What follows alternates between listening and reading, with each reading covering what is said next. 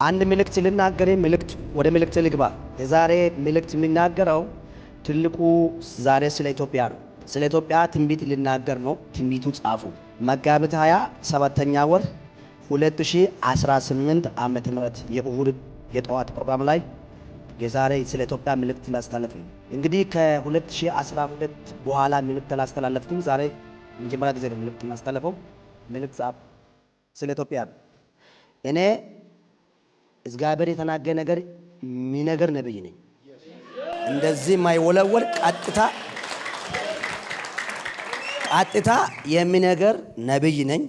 ምክንያቱም ምንም ነገር የማይደበቅ ምንም ነገር የማይሸሸግ ምን ይለኛል የማይል ምን አሉ የማይል ምንም ነገር እንደዚህ ለባብሼ የማላወራ ቀጥታ የሚያወራ እግዚአብሔር ነብይ ነኝ። ለሰው አገልጋይ አይደለም። እኔ የእግዚአብሔር አገልጋይ ነኝ። ለሰው አይሸበሽብም።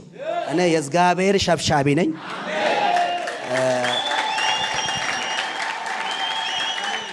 መልእክት ስናደርገው ከነ መስዋዕቱ ለመቀበል ነው። መልእክት ዋጋ ያስከፍላል። መስዋዕትም ግን ለመቀበል አም ሬዲ። ይሄ ማለት 360% ለመልእክትም ዝግጁ ነኝ። እግዚአብሔር ደግሞ ለመልእክቱም ደግሞ ታማኝ ነው። የመጀመሪያው የሚናገረው መልእክት አራት መልእክት ነው የሚናገረው። አራት መልእክት ዛሬ የእሁድ ፕሮግራም ላይ የሚነግራቸው አራት መልእክት ነው። 1 2 3 4 መልእክት። የመጀመሪያው መልእክት ስለ ወቅታዊ ምርጫ ነው። ስለ ምርጫ ነው የመጀመሪያ መልእክት። ስለ ወቅታዊ ምርጫ ነው የመጀመሪያ ምርጫ። ስለ ወቅታዊ ምርጫ አሁን ፊታቸው ያላችሁ ስለ ምርጫ ነው። የምርጫው ምክንያት ምርጫ ሁሉ ሰዎች የተወዳደረው ነው። ሁሉ ፓርቶች የውድድር ላይ ናቸው ያሉ። ማን እንደሚያሸንፍ ፋይናል ላይ ምርጫ ቦርዱ ዶክመንቱ ሲሰበሰብ ነው ምርጫ ቦርዱ የሚታወቀው። ዛሬ ግን እኔ መልእክት ነግራቸዋለሁ። የመጀመሪያው ስለ ምርጫ ነው። የዘንድሮ ምርጫ የሚቀጥለው ምርጫ ጠቅላይ ሚኒስትር አብይ አህመድ ያሸንፋል። ጨብጨቡ።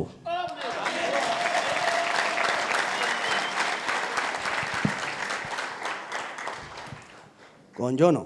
የዘንድሮ ምርጫም የሚቀጥለው ምርጫም ራሱ ጠቅላይ ሚኒስትር በብልጽግና ፓርቲ ያሸንፋል። ይሄም የሚቀጥለው ምርጫም ያሸንፋል። ኢትዮጵያ ነገ እንደ አውሮፓ እንደ አውሮፓ እንደ አሜሪካ ትልልቅ አገራት ከምትላችሁ ገንዘብ ትልልቅ አገራት ከምትላችሁ ፓስፖርት ዋና ተርታ ላይ የምትመደብ አገር ትሆናለች። እግዚአብሔር ኢትዮጵያ ይወዳታል።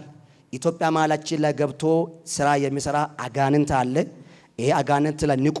እዚህ ውስጥ አማራ አለ፣ እዚህ ውስጥ ትግሬ አለ፣ እዚህ ውስጥ ኦሮሞ አለ፣ እዚህ ቸርች ውስጥ ደግሞ ወላይታ አለ፣ እዚህ ቸርች ውስጥ ደግሞ የተለያየ ብሔሮች አሉ። ብሔርና ብሔረሰብ የሚባል እዚህ ውስጥ አለው።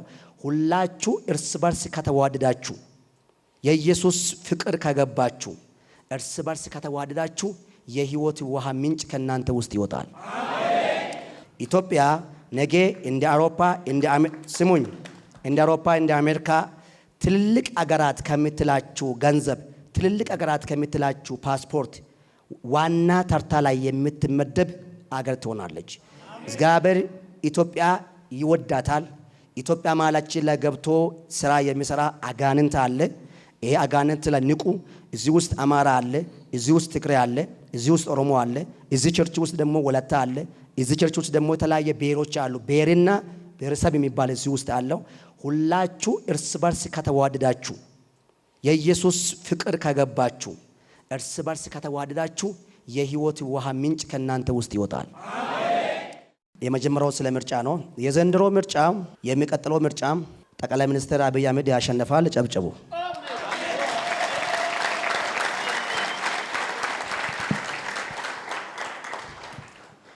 እኔ እግዚአብሔር የተናገረ ነገር የሚነገር ነብይ ነኝ። እንደዚህ ማይወለወል ቀጥታ የሚነገር ነብይ ነኝ።